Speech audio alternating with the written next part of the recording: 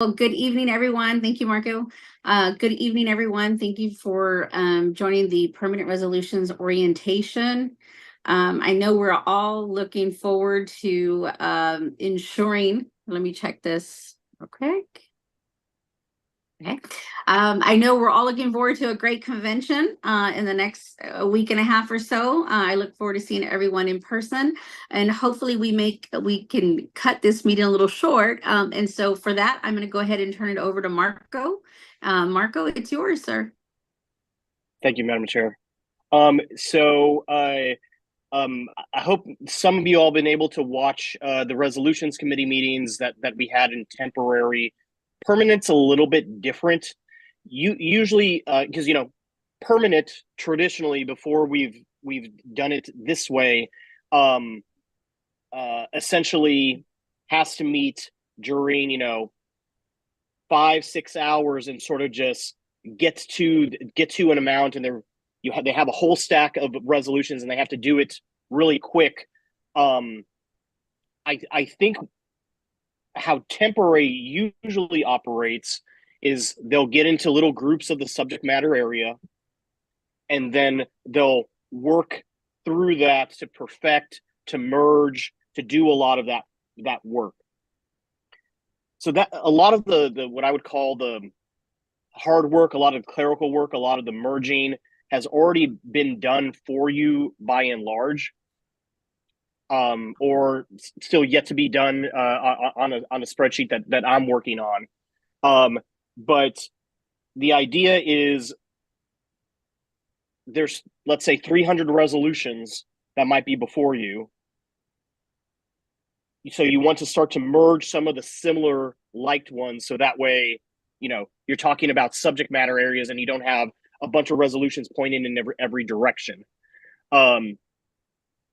So what I recommend for the permanent committee, the process is a little bit different than what you saw in the temporary committee. I think I'll be able to. Been working on it for the last couple of hours. Be able to get you all a sheet, and I'll show you what it looks like and what it will look like uh, once it's finished, of all the resolutions that you guys are looking at. And I would essentially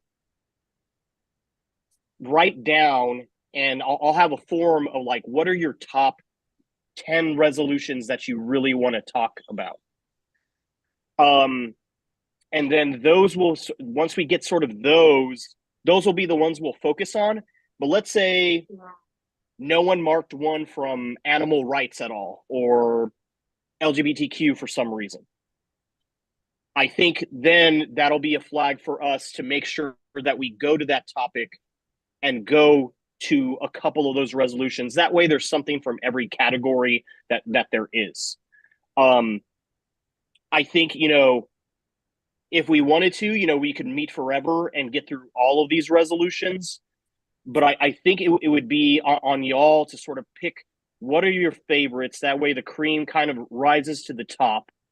And it's a lot more concise for the delegation to hear. And so if there's 300 and, the sum total of all the ones of the top 10 that you're interested in are 100 of those are the 100 that we should focus on. But then make sure to sort of, let's say none of y'all choose a labor one for some reason, then you want to make sure that we still take care of some of resolutions, or the important resolutions from there. So I'll give you guys a form to fill out where you sort of list your top favorites. That will help us prioritize the meeting for Friday. I know that we have 3.5 hours allocated to that, and then the same for next week.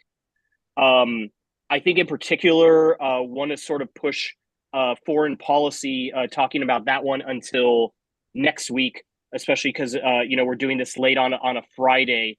What time is the meeting Friday? It's at 6:30. 6:30.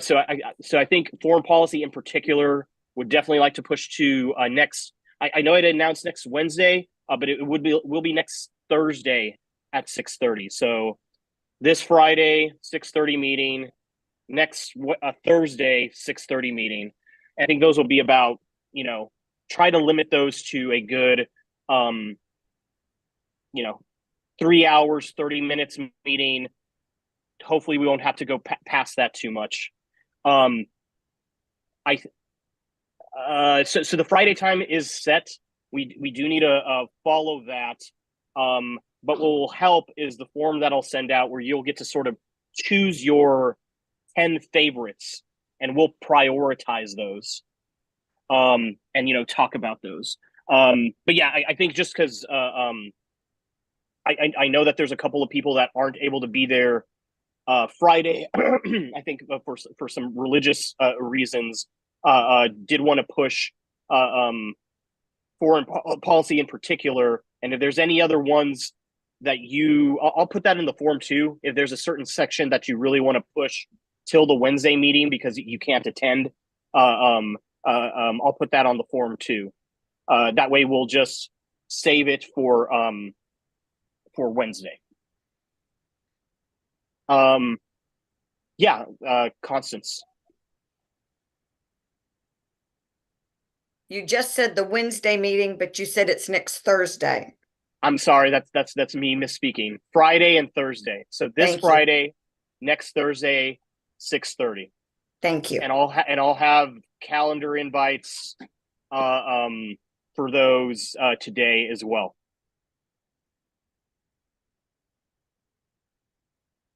Do I have any other questions at this time?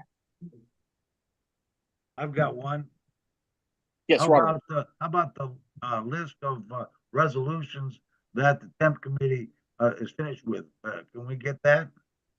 Yeah. So let me go ahead and that essentially is a little bit of what I wanted to go into next. So, 1 second. All right. So what I've been working on half of the day, just try to finish up, but I'm not there yet, is this master list of all the resolutions. So let me do some things I was working on it a little bit before. One moment.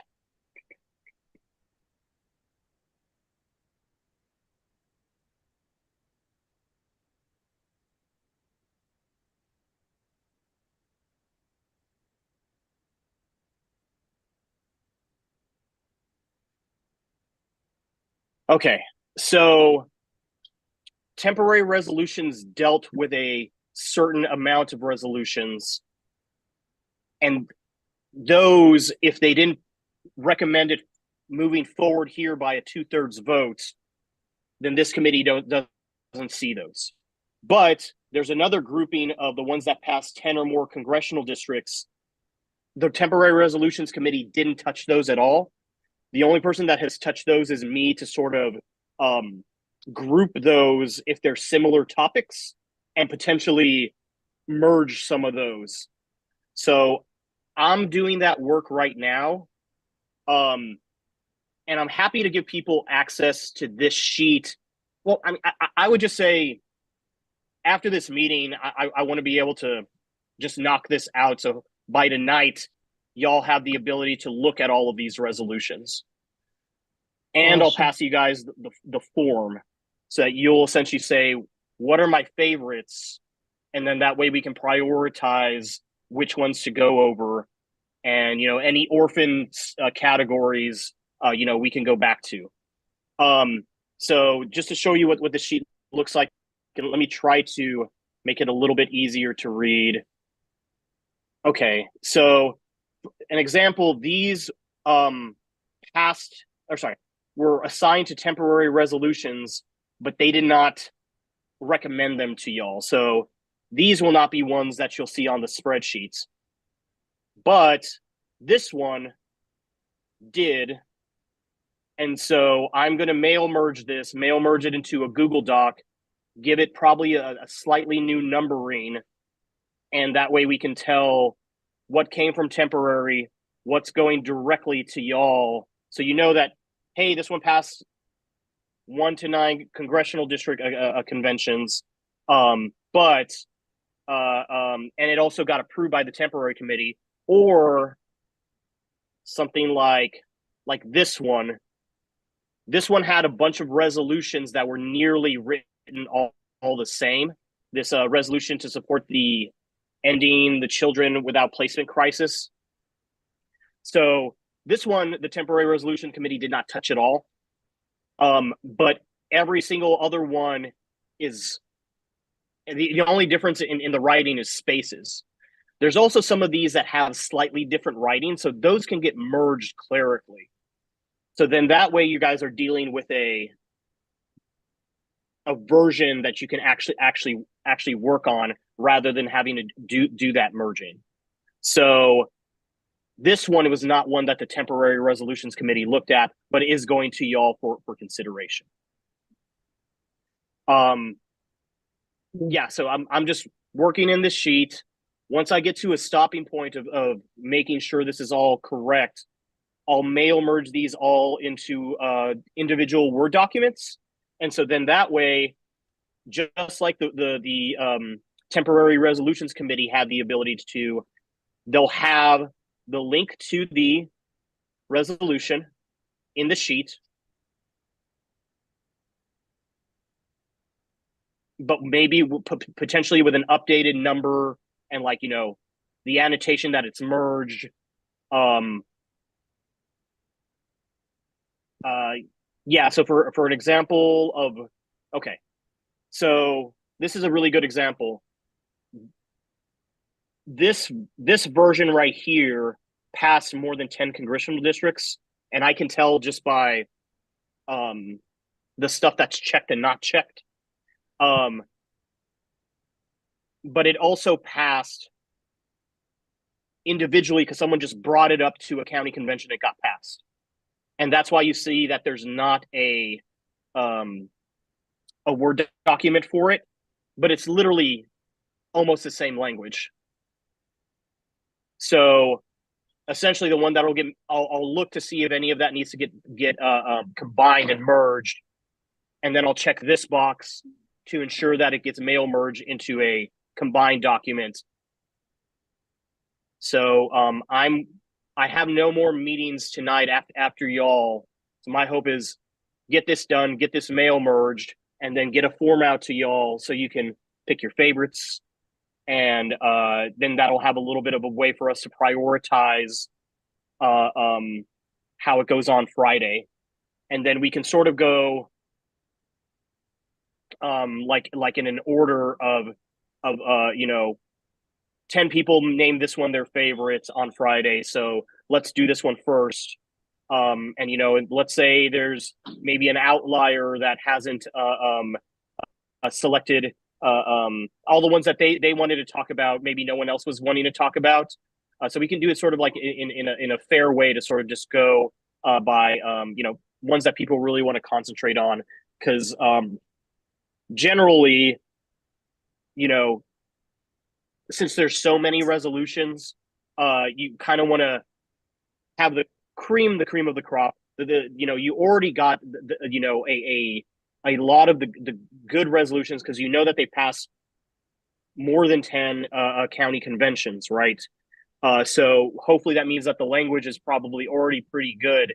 If there's a pretty good consensus among a good amount of people, good enough to be passed by the state convention. But there's all the ones that were passed by the temporary committee that they worked on the language, or they think that it was good enough to go to y'all by a 2/3 vote. Judy K.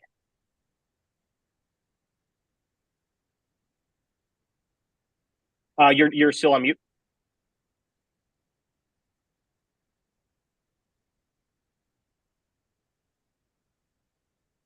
LaTanya hasn't signed on yet, and we're supposed to have the coin tossed because right now we are tied for who from SCD 18 is on the committee. And she may be having power problems. I haven't heard from her. What's her first name again? LaTanya Whittington. let's see here. Thank you, Judy K, for reminding me. Madam Chair, I might have failed to say this or at least remind you. There is one tie that we have for this committee, so we do need to do a coin toss at some point. But let's see if that candidate is here. So it's Okay. Latanya. Yes, yes, No, sir. It's Latanya Whittington. I don't see Yeah, her in she's- the participants. Yeah, she's not here. Let's do this. If by the end of this meeting, before we get all our questions done and everyone feels decent on sort of the orientation and how how we'll facilitate the two following meetings, and she's still not here, I think it's probably appropriate for us to do the coin toss. But let's go Okay. ahead and wait till the very end. Thank you so much for All bringing right. that up, because I'm going to be honest. Thank you. I did forget about that Right. in the last hour or so. Right. Okay. That's okay. That's why I reminded you. Thank you. Thank you. All right.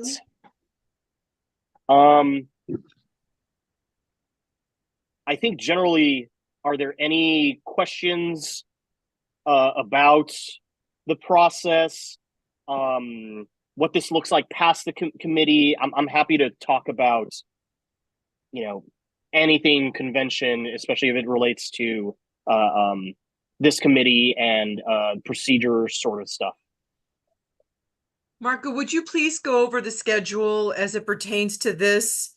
And then you're stating we've got another meeting this coming Friday, and then afterwards next week on Thursday, if I got that correct. And then when we actually are convening in El Paso to when are we meeting then, please? Okay. So let me answer that question. And I got a good question that came from Jessica in the chat, so don't let me forget it, Jessica. Okay. So obviously this is the orientation meeting. So our first regular meeting of the permanent committee is Friday at 6:30 with an intention to finish by 10. So that's Friday, regular meeting. And then with the next meeting is next Thursday, 6:30 to 10 p.m. And that should be it for y'all's obligations completely. The idea of the change to the rules that was approved back in August of last year, after a subcommittee of the convention committee wanted to look at a reform and a reordering of the convention section, is that a lot of people liked some elements of the virtual convention that we had in 2020. Also, there's been an increase in transparency over the years of these are our resolutions. They're posted online in advance so that people can discuss them. The problem is once you get to the convention, permanent committees aren't elected till Friday. So then they don't start doing their work until Saturday morning. Now, of course, the temporary committees have done tons of work, right? And it's all laid out there and everyone can see it. But then someone can argue from the floor. Give me a second. My AirPods are about to die.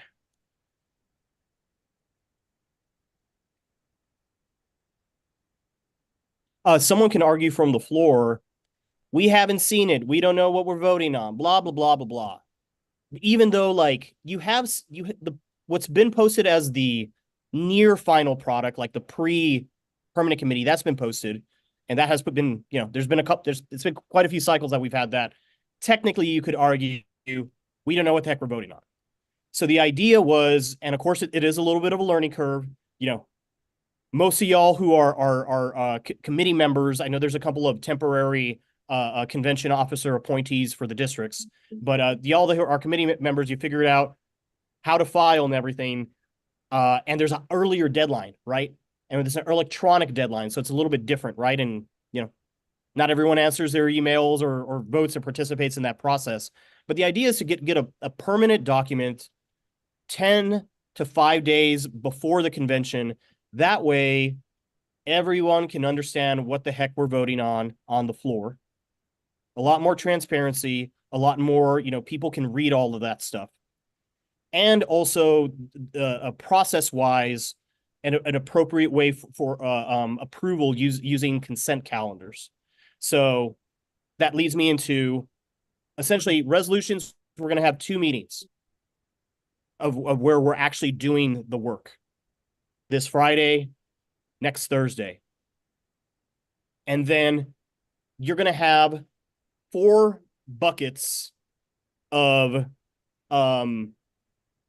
things that are put on the consent calendar. You're going to have the resolutions that you recommend. You're going to have the resolutions that you recommend a committee substitute for. So in other words, you recommend these in place of another one because we've perfected it in some sort of way. The idea is the perfection happens in committee. So you have the perfected version in the form of a committee substitute. So those, if passed on consent, will be passed by the convention. Then there's 2 other categories. There's resolutions that have no recommendation. So these are the ones that you, 1, maybe didn't even get to. 2, maybe you talked about, but we're like, we'll come back to it later, or we're not going to talk about that one anymore.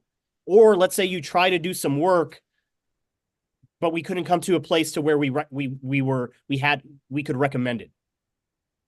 So those are the no recommendations. And then there's another category. I don't think we'll have any of these categories because just procedurally, it's a little bit logically, it's like in the negative. So it's a little weird, but there's the not recommended resolutions. So that's a possibility, but I don't think that we'll have. So in other words, the motion would be, motion to make this, to not recommend this resolution. So it's a little bit, we probably won't have those. Could it happen? Yes. But you have those 4 different buckets. 2 that essentially, if passed on consent, the convention will approve. And then you have the latter 2 that essentially they're on consent, but essentially once the convention passes it on consent, since it's not recommended or in the negative, nothing happens to them. So they don't actually pass by the convention.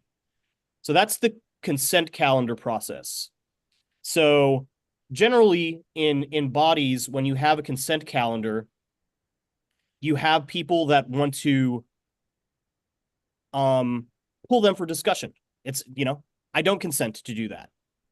And generally in a body, that's, you want unanimous consent on a consent calendar. But I think since we're such a large body, you don't want just like 1 out of, 5,000, 4,000, 3,000, however many, attendees that we actually have check in, be able to pull something for discussion.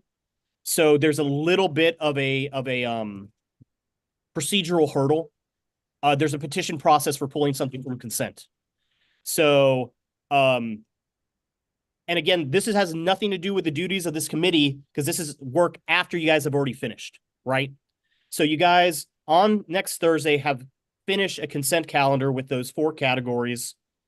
Now that's published to the entire convention. That's posted notice. There'll be an email. Everyone can read them if they want on the website. And so Thursday of convention, June 6th, starting at noon, people can start to collect petitions if they want to pull something for consent. So the things that they could pull consent is like, let's say it's something that you recommended or you recommended a committee substitute. Those could be pulled for discussion for the floor. Same thing for the stuff that's not recommended or, no recommendation or not recommended. Those could be pulled to for discussion. So the idea is, let me just give a hypothetical to sort of make it clear.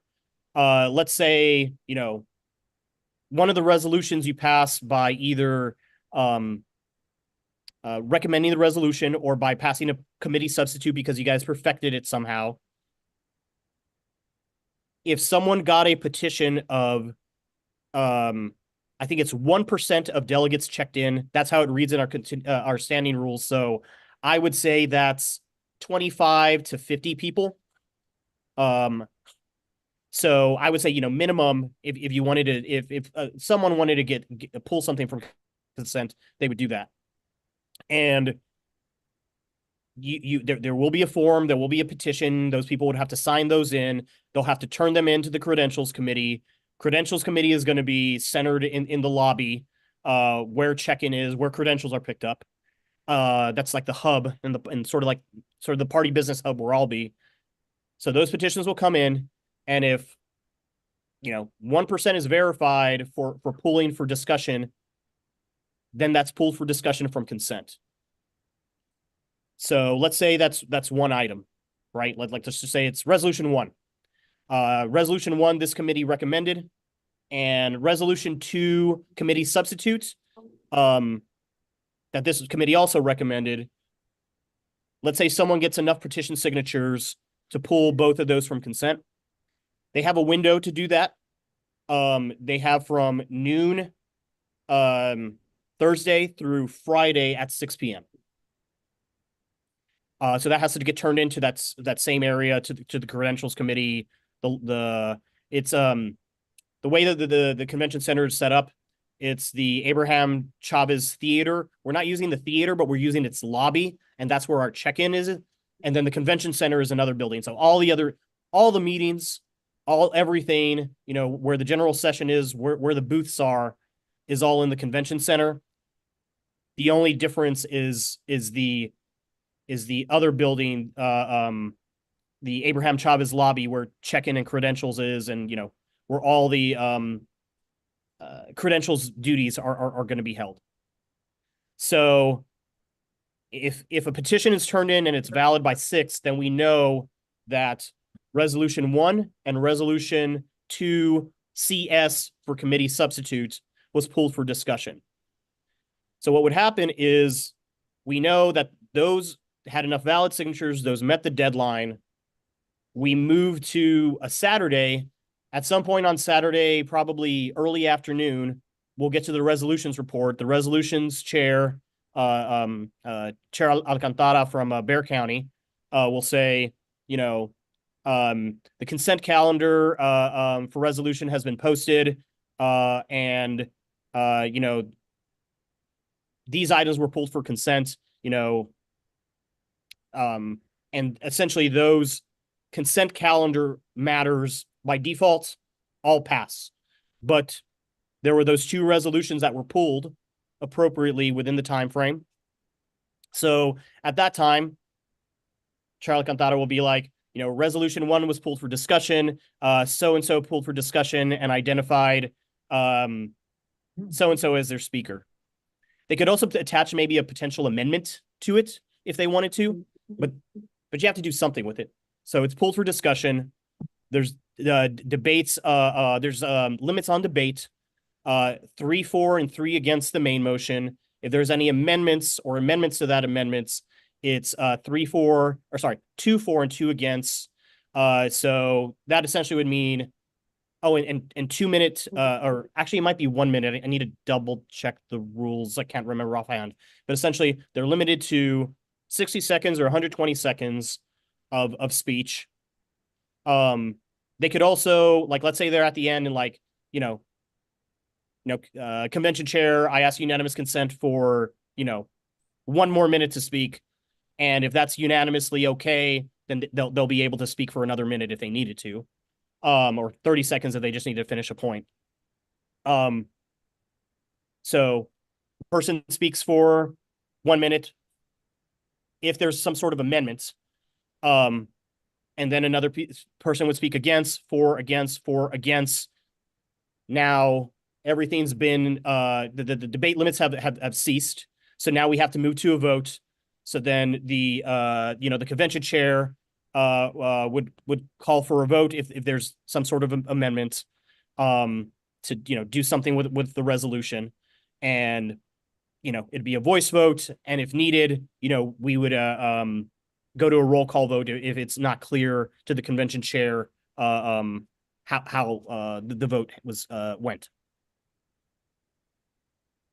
And then you get through those two, because in my hypothetical, those two amendments, and then you're done.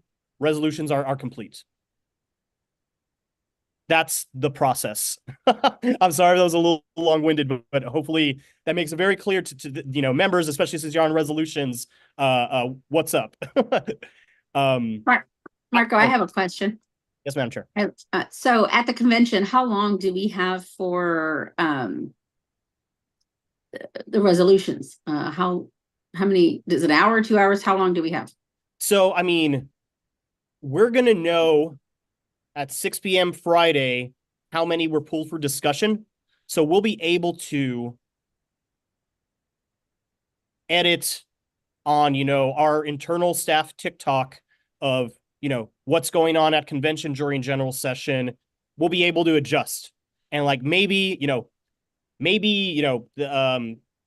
there's 5 rules that are pulled for discussion, 2 for resolutions, but platform, there's like 20 or something, right? And so we might, want to look at the schedule and adjust internally of when we think those reports should go out because of, all the other segments.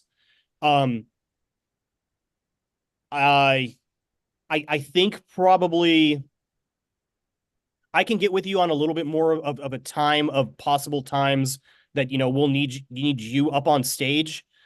The good thing, though, is we're not asking you or any members of this committee to come to a committee meeting at 8 a.m. with a stack of paper resolutions to just, get through as soon as possible. So that's an advantage of the process that we have. I think the only thing that ends up doing, though, and I noticed this, I don't think necessarily on the rules committee, but definitely in the platform committee last night, is it makes people not feel like they're pressed for time. But I think because you don't know, you need to report this to convention so that they can approve, right? So you need to only take 4, 5, 6 hours to do some stuff, right? So I think making sure that members are mindful this Friday and next Thursday, to try to be brief and let's if there's amendments, let's knock out through them. We don't want to have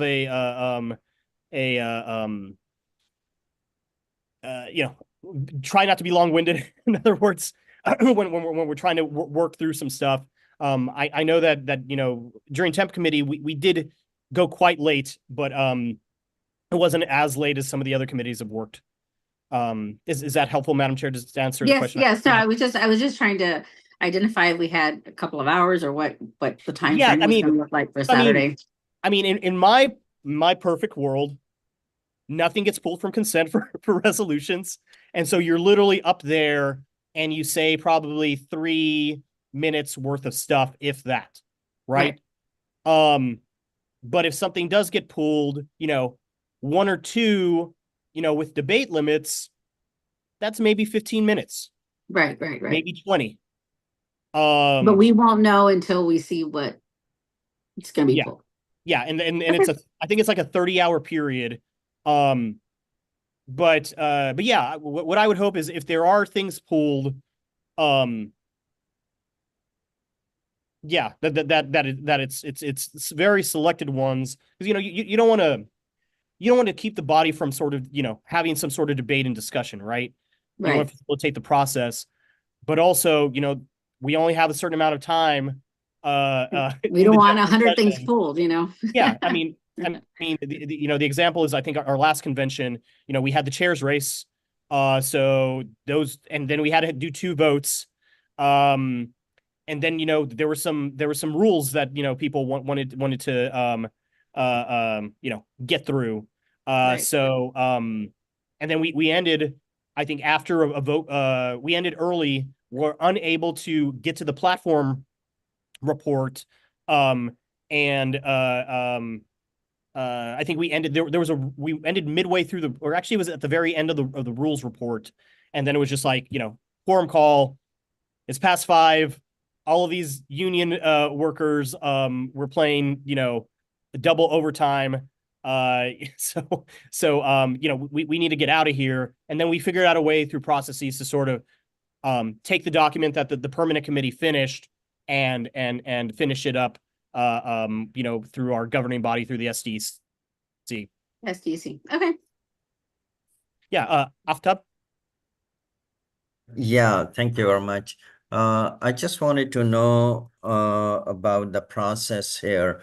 So if there were X number of resolutions and they were not passed by the temporary committee, what happens to that? Do we come to know about that? That what are the resolutions which weren't really are not going to be before us, or whether we can really bring it back if we are so much interested? No, there's no process. Yeah. So there's the process starts at the county conventions. Mm-hmm. And so Marco, I'm sorry to interrupt you. The young Yes. lady, Latoya, that she's in the waiting room. She's been there a minute. She's trying to get in. The one for the tiebreaker. I'm sorry. Thank you. Thank you. I don't see her in the waiting room. Let's see here. Okay. Let me see what's going on. Thank you. Yeah, let me. Okay. Thank you, Tony. Aftab. Okay. So the process is county congressional district conventions. If it passes 1 to 9, so in other words, not super popular, right? Because a lot of these pass 10 or more. And if something passes in Tarrant, how many congressional districts does Tarrant have? 7? Something like that. Something like that. It has a lot. So that counts for 7 if it passes Tarrant. Harris accounts for 9 because they have 9 congressional districts. So those, by our rules, say 2/3 majority of the temporary committee has to approve of those for those to pass to permanent. If it does not, it does not pass to permanent. Permanent cannot introduce any new resolutions.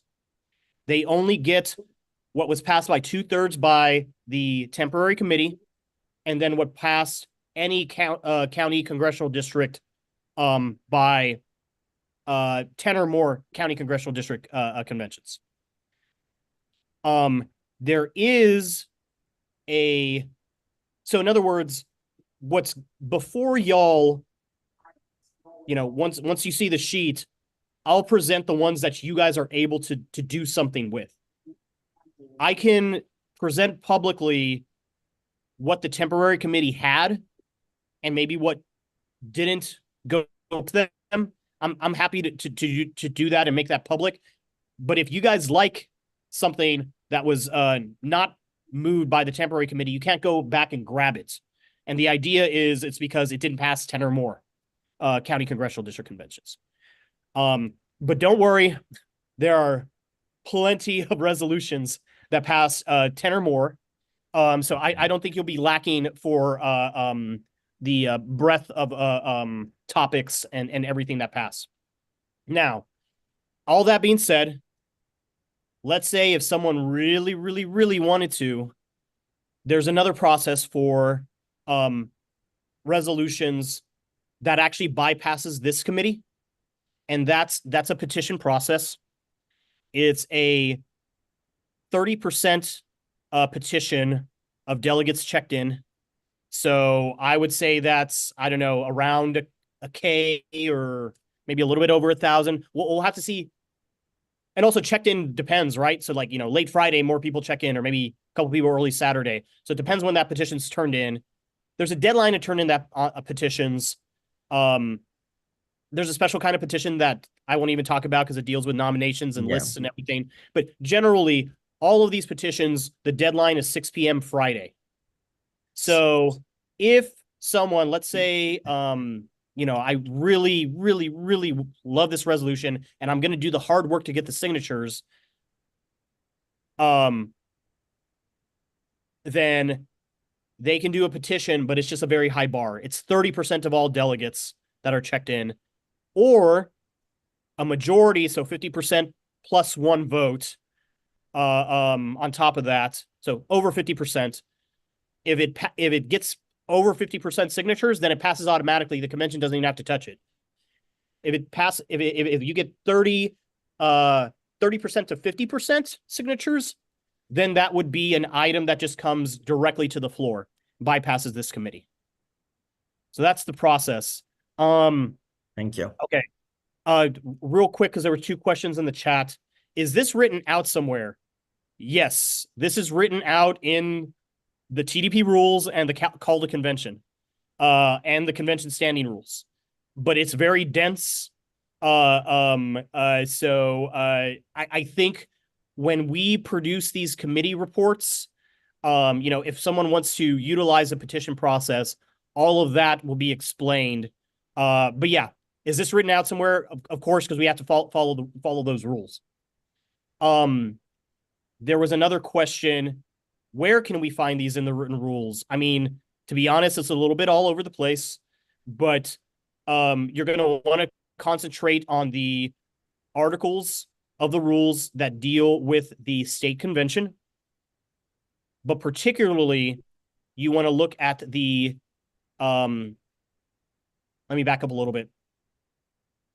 Bodies have usually charters, constitutions, or bylaws. Our body calls its bylaws, charter, constitution, calls it the rules, which is kind of a little inappropriate, but there's some history behind that, whatever. So we have our TDP rules. Those are our bylaws. That's our governing authority. But you don't put a lot of procedural administrative stuff in there, because usually it's a high bar to sort of like, oh, we need to do this. And so you don't want to go and have to change everything. And it's a long process to change the rules. So you want to have something that's a lot more easy, simple majority to sort of change. And so then you have standing rules, or things that are in the nature of the standing rules. And so we have a document called Call to Convention 2024. That document governs the convention as far as its procedural aspects. So a lot of that I've been talking about is in there. There's also, and so that's for convention planning. So dealing with all the administration leading up to the convention and the convention. But then in committee and on the floor, you might need some procedures too. I was referring to debate limits of 3 for, 3 against, 1 or 2 minutes each, and then amendments 2 for, 2 against. Those are in standing rules. So it's 2 types of standing rule documents. One that's essentially for the convention, and the other one that's of the convention floor and its committees. So all of that's online on our rules sheet. And the call to convention is there. I'm happy to type some of those in the chat. Jessica, can you go ahead and ask your question while I'm typing some of this in the chat? Sure, yeah. I wanted to know, what was the roll call document that was sent to us today? Cool. All right. I'm not the greatest multitasker, can do really only one thing at a time. So I typed it in the chat, the party rules doc. So really what you want to look at there is probably the state convention article. But the 2 documents that you really want to look at if you're wanting to know process are the call to convention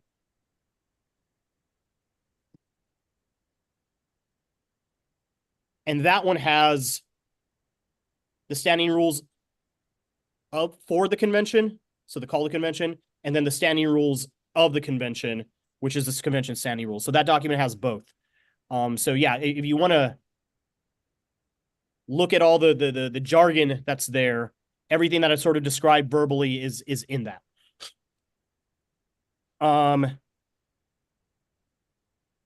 Roll call document, Jessica, your question. The idea is, when the chair is presiding and we're trying to vote on something, voice votes sometimes are easy. Sometimes people feel that they're a good idea. Sometimes that it makes things more chaotic. So I think the chair has the ability to call for, once we're ready to do a vote, to do a voice vote. Call the question. Wait, let me finish. I think there was one more hand in front of you, Imad.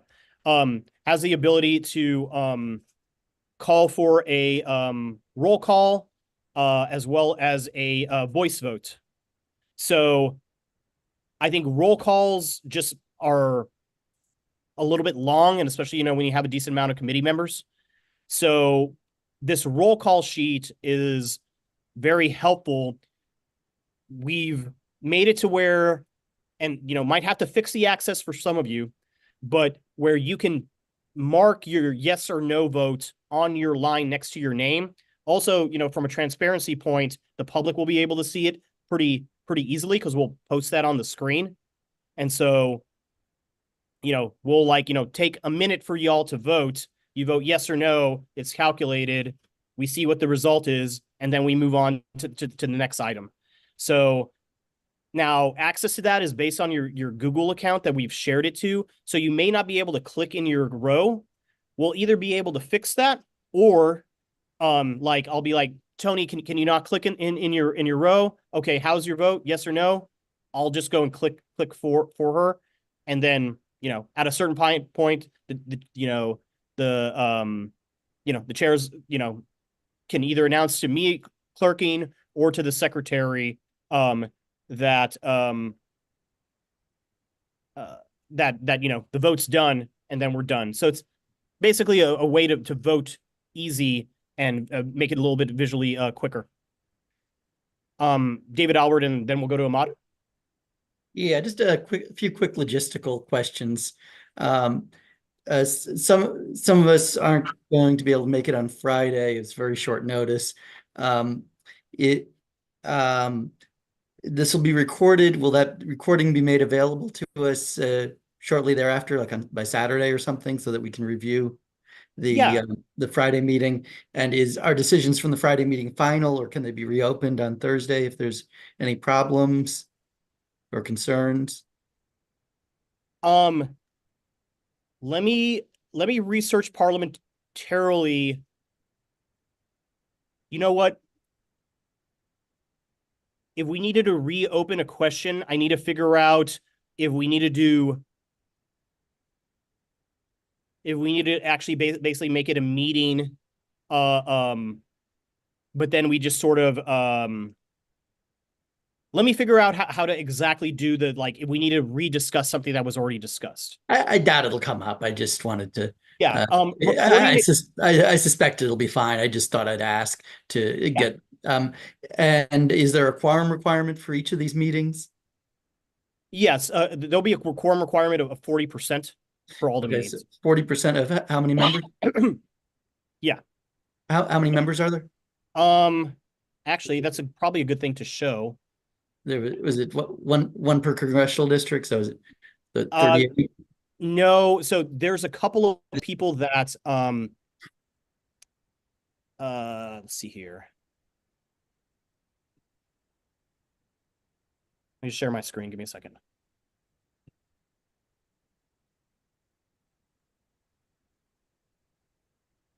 All right, txdem.co/committee-members.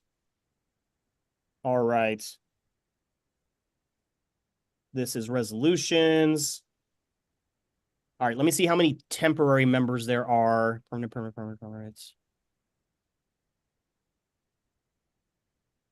1,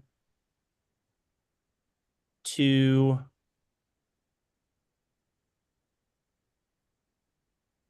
Okay, it looks like there's only 2, so 41 minus 2 is 39. Let's see what that is.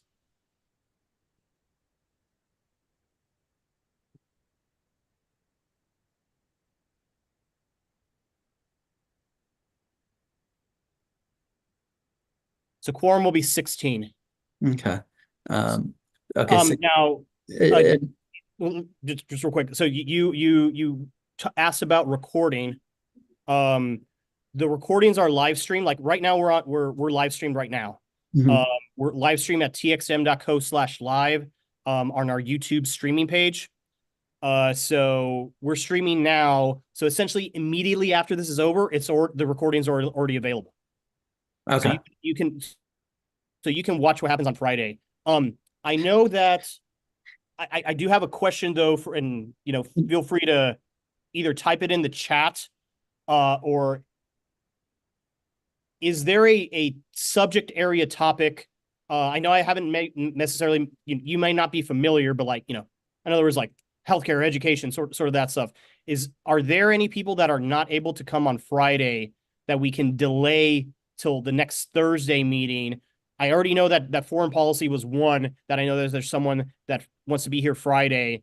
I would second the foreign policy. That was my other Okay. question. I mean, honestly, if county conventions, any judge, probably the most controversial stuff that we would have is probably the foreign policy. Yeah, of course. I mean, a lot of the other stuff is likely to be pretty consensus orient, I would guess. I mean, Yeah. totally guess, but I think that's kind of the vibe I've gotten. So, yeah, definitely the foreign policy, particularly anything the Middle Eastern stuff, I think needs to be next Thursday. I don't know if there's at least from my end. And you were going over all the stuff from convention, but just to make sure I heard you correctly, you said this committee does not have a specific role at the convention in El Paso, even though you were going through in copious detail what would happen there with the work that we're doing. But we're not involved in that. 100%. Yeah. Okay. The idea is for you guys to complete your work 5 to 10 days before convention. And then that way there's a final work product for delegates to review. And what if we either have issues with quorum or we don't get through everything by next Thursday? Next Thursday's it. That's the final window for people or for this committee to make recommendations to put on the consent calendar. Okay. Yeah. So I think once that meeting's over, that's what's going to go on consent.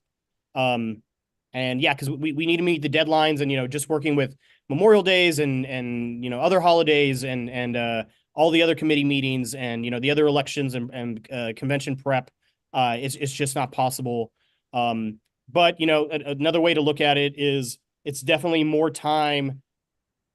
Regardless, y'all are going to have more time than the 2022 resolutions committee, permanent committee to work on stuff, right? I like what we're doing here is a lot better than what we had at county convention. I have my hand raised. And there's no coordination between work we're doing and what platform does. They're just totally separate processes. Yes, totally, completely separate processes. Hatem, there's someone else in front of you first, please. Okay, thank you. Right. Thank you for taking the questions. Thank you. Appreciate it, Marco. Thank you, David. Imad. Yeah, thank you, Marco. Sorry I came in a few minutes late, but the question for you is, can we kind of divide these resolutions between different parts of the committee and discuss it before we get to the meeting? I'm sorry, could you repeat your question one more time? Can we divide the resolutions between like 4 groups in the committee, and we could discuss it between us back and forth until we decide on something? This way, when it's time for the meeting, we could have part of this ready. So I think we're running this a little bit different. That's how we've traditionally run temporary, right?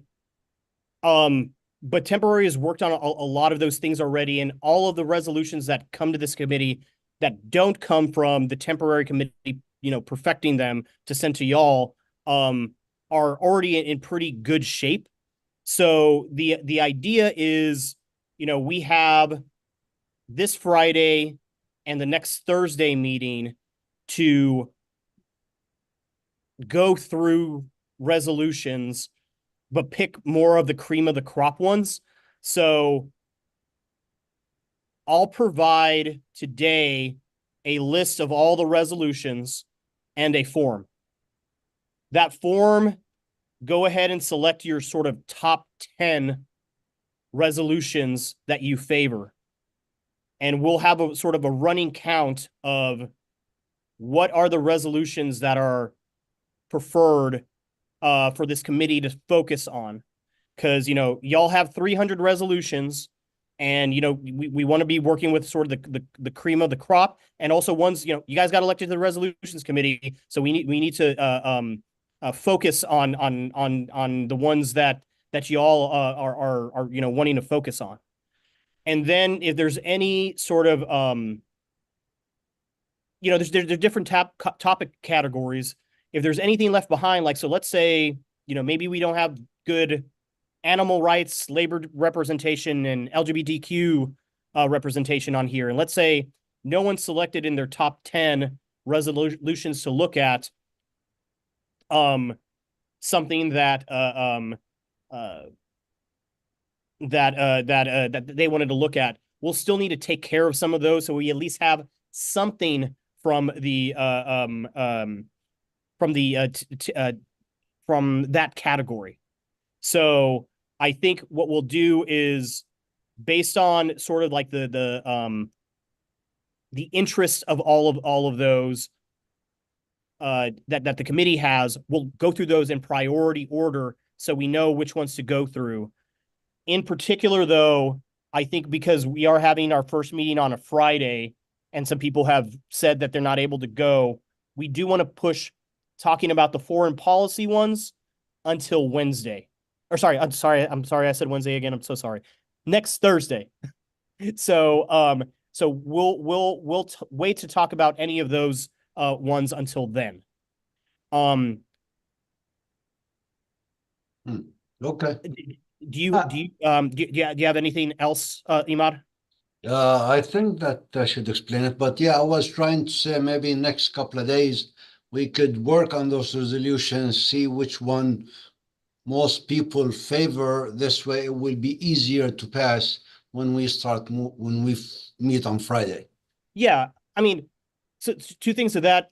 You know, you'll have the form, so I'll make sure that everyone can see those, so everyone will know, like, what are your top 10 resolutions that you really want to focus on, right? And so everyone will see that. The other thing is you got to think, you're not writing new resolutions here, right?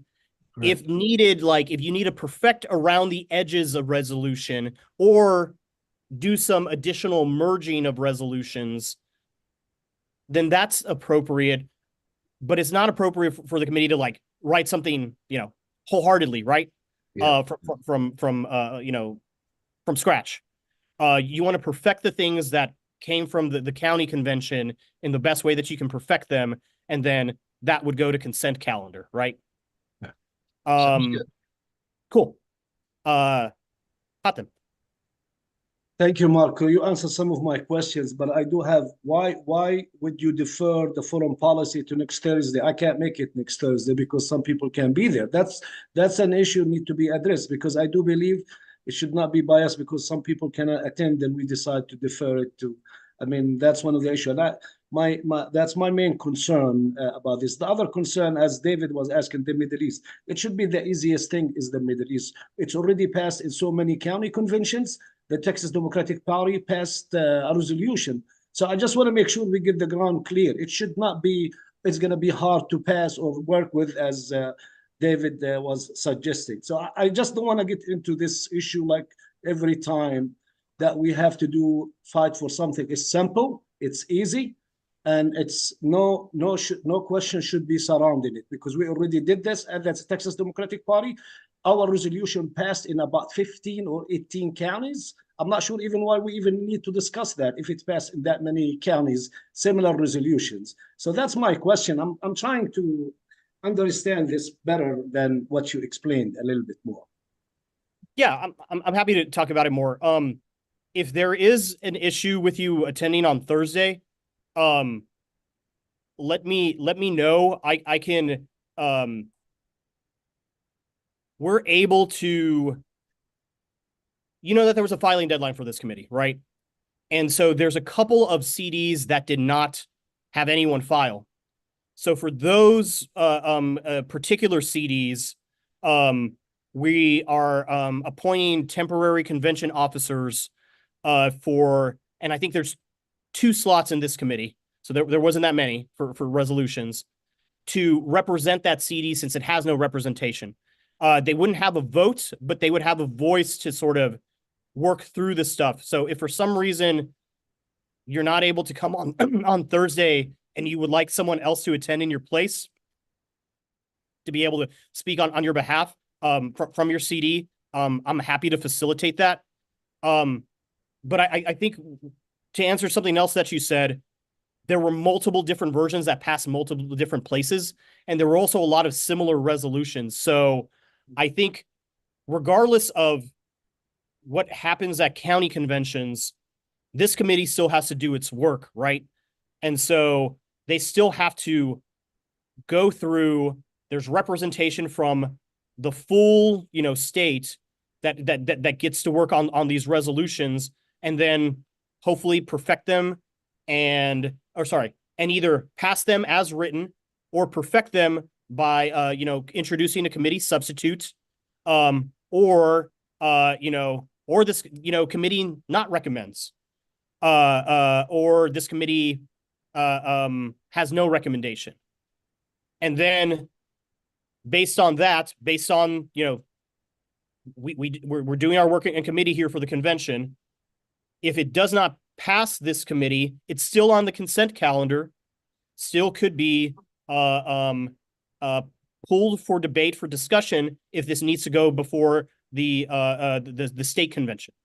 So if for some reason, something does not pass, there still is that opportunity for the petition process. And, it's a very low bar. It's 1%. So that's literally getting signatures of, 25 to 50 people. And then it'll be pulled. There'll be a process on the floor, a process for amendments, and limits of debate. Does that help answer anything? Thank you, Mark. I got it. Thank you. I appreciate it. Yeah, thank you, sir. Stephen.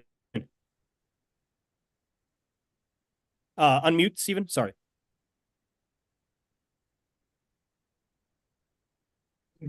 I was wanting some clarification on what our mandate is. You're talking about making little changes around the edges. If there is a resolution which calls for a policy with which the permanent committee does not agree, do we have to rubber stamp that except for little procedural things? No. So y'all are not a resolutions writing committee. You guys have received resolutions, and you want to not try to change the intent of the author. If you're merging separate resolutions, that's fine and that makes sense.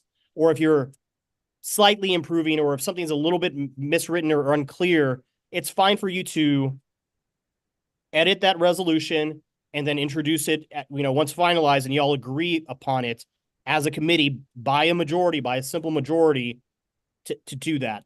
But you don't want to if a resolution's talking about something and then you're introducing completely new elements that aren't in a line, it's not germane. You're not doing that. You're not writing brand new resolutions. You're trying to, perfect something that's already there. Does that make sense? Yeah, basically, yeah, we're supposed to rubber stamp the stuff. No. You don't rubber stamp. If there's something that the majority does not approve of this committee, then it's, in a motion to recommend, whether it's the language as is or a committee substitute, then it doesn't move on if you don't vote in a majority. There's going to be about 300-ish resolutions that are in front of you. You're only going to recommend a certain amount, or recommend a committee substitute with a certain amount. The other ones are just going to they still move to the convention, but they're not recommended. Okay, to substitute, does that mean in the case that we disagree with the position that this would create, and we can substitute one that reflects the sense of the committee? Not exactly. Think of it as instead of using the language committee substitute, it's an amended version of the resolution that's recommended by the committee. Okay, is there a limit on our amendments? No, but also like you can't like use a resolution and have something added to it that's, you know, out of left field that, you know, you can is not anywhere near what the original author had. That would be out of order. So it has to be. Okay, so basically, if the sense of the resolution is something that with which the body of the committee disagrees, we're stuck with it. No, the opposite. The body of the committee still has to recommend it or recommend a amended version, which here we're calling a committee substitute. And if that passes by a majority, then they move it. If it doesn't pass it by a majority, then no, there's not a rubber stamp. It moves on to consent, but it doesn't move on as it'll either move on as no recommendation, or possibly if someone wants to have a vote on it because, you know, they think that the majority thinks that it's so bad, they can recommend that it's not recommended. So those go on consent. But if it's not pulled for discussion, the items that are either no recommendation or not recommended, a negative recommendation, do not get passed by the convention. It's only the ones that are on consent, either recommended or a committee substitute. Okay. I think that eventually answers my question. Okay. Thank you. Constance, I know that you had a question in the chat as well. If you want to, I don't know if you had that one or more. That's what I'm very confused. I'm a first timer here in the state of Texas for a resolution committee. I was the chairman for my CD, and you keep talking about this temporary committee that has looked at all of them and either passed them or they're coming to us. Who are those people? How were they chosen? Who is a temporary versus permanent? I'm happy. Give me a second.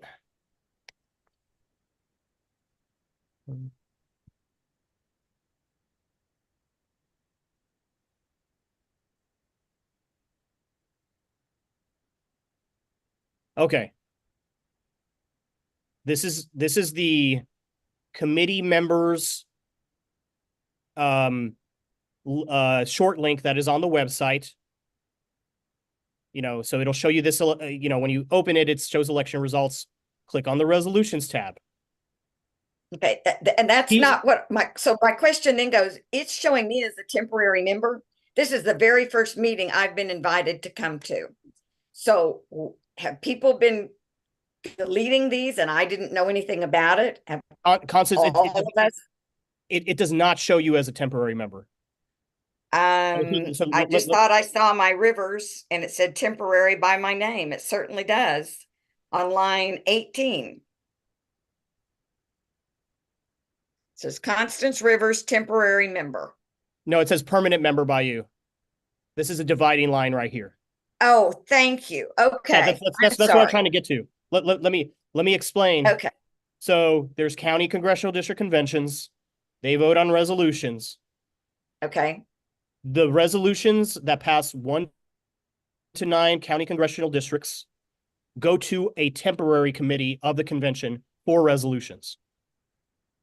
Okay. So is there a reason that those that are empty were we notified that we needed to do a temporary member? Let me go and finish explaining about the temporary committee. So the temporary committee consists by the rules, one person from a CD, from each CD, plus the chairs, the 3 chairs that are appointed by the chair. So the way those are chosen is by the CD chairs, is by their appointments. They have to come to a consensus. So the CD chairs in CD1, which I think are Karen Wilkerson and Sabrina Robertson, basically were like, okay, who do we appoint from our CD? Karen said, I'll do it.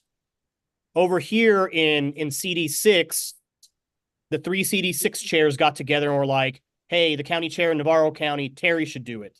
So that committee has already met and it's done its work, which is all of the resolutions that go that pass 1 to 9 congressional districts from county congressional districts back in March 23rd.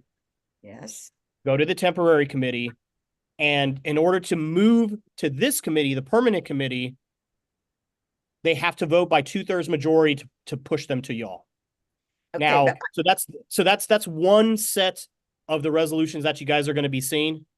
The other set is the one that that passed 10 or more county congressional district committees on March 23rd. Those skip the temporary committee and go straight to y'all. So the only thing other than that to sort of to know is there's similar or near exact or similar topic resolutions. Those clerically can be merged or grouped together. And so you will see some of those in front of you. The temporary committee did a lot of work to do that merging already. Mhm. The ones that come from that went straight to the permanent committee didn't get a whole lot of work on. I've been doing a lot of that clerical work, and that's why, you know, after this meeting, we'll work on finalizing this spreadsheet and, you know, giving you all the links for all the Word document versions that'll show up on a Google Doc link, as well as all of the resolutions in a spreadsheet form. Okay, so my question though is, those of us that have no temporary member's name, why did that happen? Why did 14 not have a temporary member? I can only ask so many times. If this, you know, I asked the CD chairs, you know. So you're talking, when you 3 or say 4 times. CD chair, you're talking county chair. No, I'm talking Yeah. about your congressional district chairs. txem.co/cd-chairs. So you're in 14. We had to replace your 2 CD chairs. You have 2 new CD chairs that were literally just appointed like last week. So that explains what happened. Okay. Yeah. Okay. Just concerned that we were not at the table to begin with. That's all I'm asking. But it's I understand now. Yeah, for the temporary items. And then the only other slightly confusing thing is we added there were two congressional districts for this committee that there was no one elected. And so we're adding some temporary convention officers to basically represent that CD, so that the way they have a voice at the table. They won't have a vote, but they'll be able to, you know, suggest language and participate and represent. Thank you. This just helps me guide the next convention too, that we've got to be on top of these things to have a seat at the table for everything. Thank you. You're welcome. I'll stop sharing. Give me a second. Judy K. Okay, I was going to explain to Constance that temporary members were appointed by CD chairs, whereas permanent members had to be elected by their congressional district. So like I was appointed temporary, but LaTanya and I tied for permanent in CD 18. Thank you. I understand that. I just didn't understand why 14 had no representation as a temporary. So it's good to know it's a CD chair, and we'll stay on top of that the next time we have a convention. Thank you. You're welcome. All right, Samina. I've got a question if there's no one else in the queue. Yes, go for it. Okay, so I just want to, I think you answered this already. I just would like it re-answered. The product out of this committee is going to be a list of, we recommend you adopt these, we recommend you don't adopt these. And then what's the third category? Yeah, let me clarify. So it's, we recommend you adopt these. So recommended. Category 2 is, we have a amended version that's a committee substitute because it's coming from the resolutions committee. And so this one's recommended because we amended it. We perfected it. And so those are placed on consent calendar. So if that's approved by the consent convention, nothing's pulled, then those are the things that are passed by convention. Then you have the other 2 categories, which is no recommendation. And no recommendation can be a variety of things. No recommendation means that maybe you guys didn't get to it at all, because, you know, there's a lot of resolutions and there's only so much time. Or maybe you guys did work on it and we're like, okay, we're not coming to a consensus on this. Let's rehash it. Let's come back to it. Maybe you didn't get back to it. Or you try to do work on it, but let's say you voted for it and it failed adoption. At that point, you could just move on to the next resolution. So that's category 3. Category 4 is not recommended. So in other words, we're not in favor of this resolution. We're anti this resolution. So those, essentially both categories, category 3 and category 4, when they're placed on consent, if the consent calendar is approved by convention, those just basically are essentially, these are not passed by convention. So they're not passed by the floor. No recommendation made means it doesn't get passed.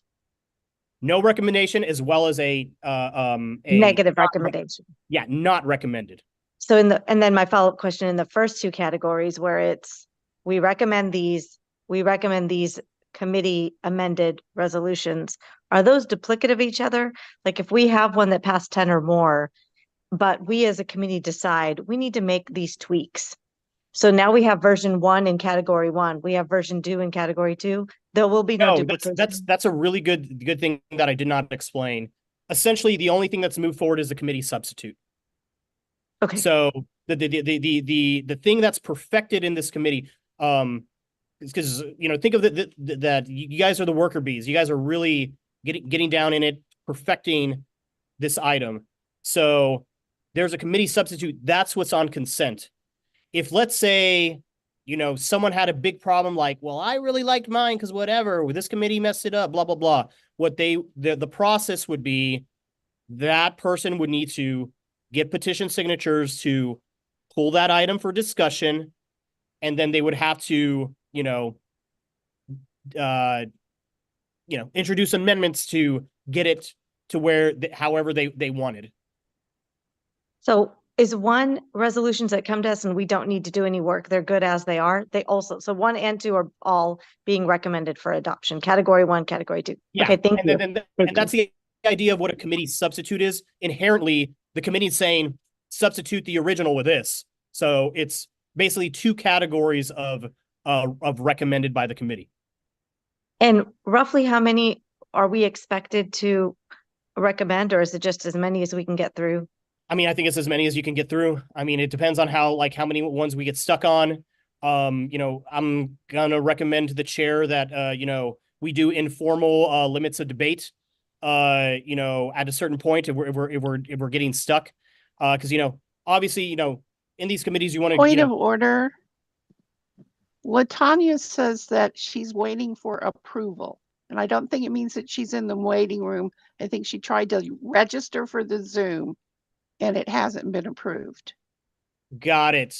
And that would be a point of personal privilege, but I will. Sorry. Okay. You're I good. forget sometimes.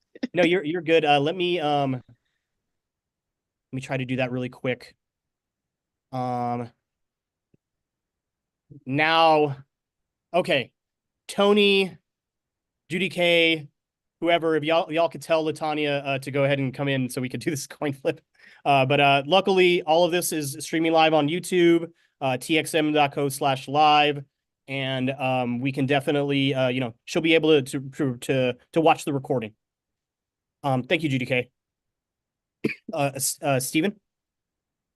Oh, sorry, Samina, did you have Did you I have do any- have one more small question. Since we have so many things to consider, how do we decide what order we're going to consider them in? So I think that's I'll send out a form later today when I send the spreadsheet that'll also have link to all the Word docs on Google for all the language. I'll send out a sheet so you can see all the resolutions.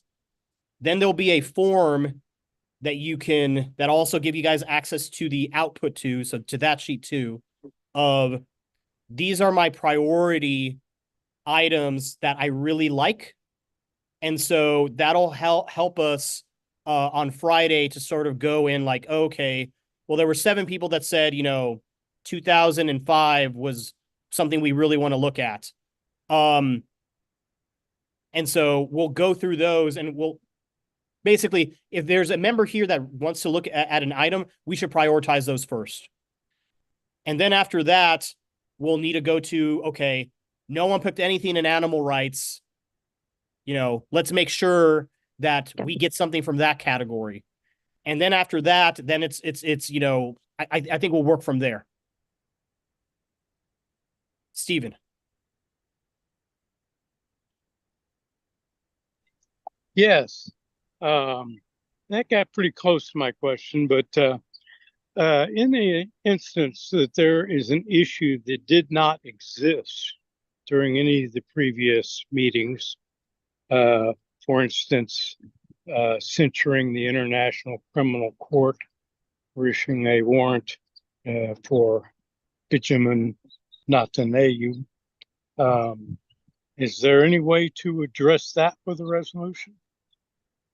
I mean, that new resolutions are not in this committee's ability to do. New resolutions can only be introduced at county congressional district conventions via the convention process or via a petition process.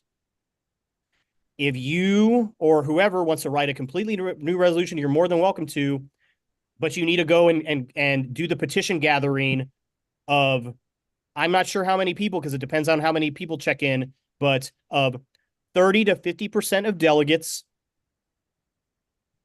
And so that's like a number of, 1,000, 2,500-ish. You have to see how many are checked in at the time that you turn in the petition. But you need to go and petition gather. Those forms will be available. But the idea is resolutions are come through the county convention process. So only something that's such a popular item or someone that wants to do the work of petition gathering for that 30-hour period during convention, they can do that.